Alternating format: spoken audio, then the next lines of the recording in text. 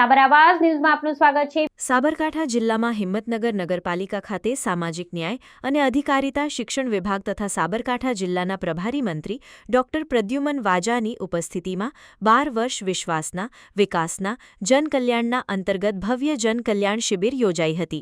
આ શિબિરમાં મંત્રીના વરદ હસ્તે સરકારની વિવિધ જનલક્ષી યોજનાઓના લાભાર્થીઓને મંજૂરીપત્રો પ્રમાણપત્રો તથા સહાયના લાભોનું વિતરણ કરવામાં આવ્યું હતું, જેમાં કુલ 78 જેટલા લાભાર્થીઓએ લાભ મેળવ્યો હતો। કાર્યક્રમ દરમિયાન ઉપસ્થિત જનમેદનીએ રાજ્ય અને કેન્દ્ર સરકારની વિવિધ જનકલ્યાણકારી યોજનાઓ અંગે સવિસ્તાર માહિતી મેળવી હતી અને સ્થળ પર જ વિવિધ સેવાઓનો સીધો લાભ લેતો હતો।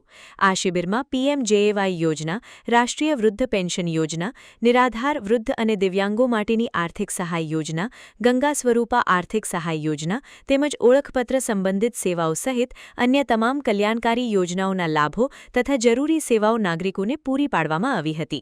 આ કાર્યક્રમમાં જિલ્લા પંચાયત પ્રમુખ રીનાબેન પટેલ, લોકસભા સાંસદ શોભનાબેન બારૈયા, રાજ્યસભાના સાંસદ રમીલાબેન બારા, હિંમતનગરના ધારાસભ્ય VD ઝાલા, પ્રાંતિજના ધારાસભ્ય ગજેન્દ્રસિંહ પરમાર, નગરપાલિકા પ્રમુખ અરુણાબેન કડિયા, જિલ્લા કલેક્ટર લલિત નારાયણસિંહ સાંધુ, જિલ્લા વિકાસ અધિકારી HP પટેલ તથા અગ્રણી કનુભાઈ પટેલ સહિત વિવિધ પદાધિકારીઓ તેમજ નાગરિકો હાજર રહ્યા હતા। Reporter MD Parmar Sabli.